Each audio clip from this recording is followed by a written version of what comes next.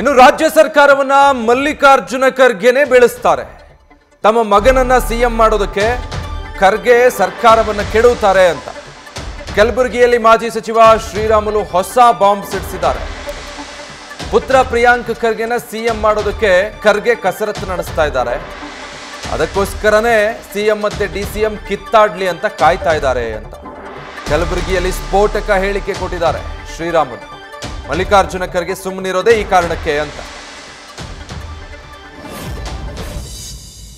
ಭಾರತೀಯ ಜನತಾ ಪಾರ್ಟಿ ಒಂದು ಅವಕಾಶ ಬರುತ್ತೆ, ನೀವೆಲ್ಲರೂ ಕೂಡ ಕಾಯ್ಬೇಕಾದ. ಎಷ್ಟು ವರ್ಷಗಳು ಕಾಯ್ಬೇಕಾಗುತ್ತೆ? ಇನ್ನ 3 ವರ್ಷಗಳ ಕಾಲ ತಾವು ಕಾಯ್ಬೇಕಾಗುತ್ತೆ. ಈ ಸರ್ಕಾರ ಇನ್ನು ಬಹಳ ದಿನಗಳು ಉಳಿಯಕ್ಕಾಗಲ್ಲ.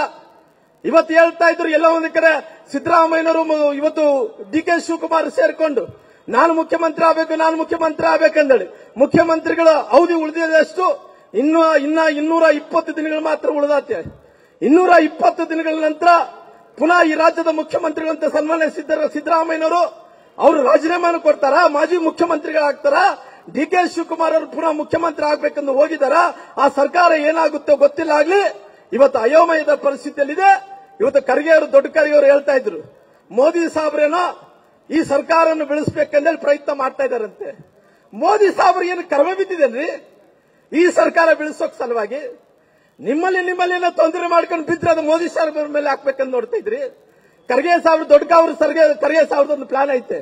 ಏನಂದ್ರೆ ಅವು ಇಬ್ರು ಜಗಳ ಮಾಡ್ತಾರೆ, ಗಂಡ ಹೆಂಡತಿ ತರ ಜಗಳ ಮಾಡ್ಕೊಂತ ಇದ್ರಲ್ಲ, ಆ ಗಂಡ ಹೆಂಡತಿ ತರ ಏನ್ ಜಗಳ ಮಾಡ್ಕೊಂತ ಇದ್ರು, ಅವ್ರ ಮಗನ ಕೂಡ 3ನೇ ವ್ಯಕ್ತಿಯಾಗಿದ್ದು ನುಗ್ಗಿಸಿ ಇವತ್ತು ಗಂಡ ಹೆಂಡತಿ ಜಗಳ ಮಧ್ಯೆ 3ನೇ ಹೋಗಿ ಅವ್ರ ಮಗನ ಮುಖ್ಯಮಂತ್ರಿ ಮಾಡ್ಬೇಕಂದೇಳಿ ಮೋದಿ ಸಾಹೇಬ್ರ ಮೇಲೆ ಆಗ್ತಾ ಇದಾರೆ. ನೋಡಿ, ನೆನ್ಪಿಡ್ಕೊಳ್ರಿ, ಯಾರು ಕೂಡ ಬೇಕಾಗಿಲ್ಲ. ಈ ಸರ್ಕಾರ ಕೆಡವಕ್ಕೋಸ್ಕರವಾಗಿ ಸಿದ್ದರಾಮಯ್ಯ ಬೇಕಾಗಿಲ್ಲ, ಡಿ.ಕೆ. ಶಿವಕುಮಾರ್ ಬೇಕಾಗಿಲ್ಲ.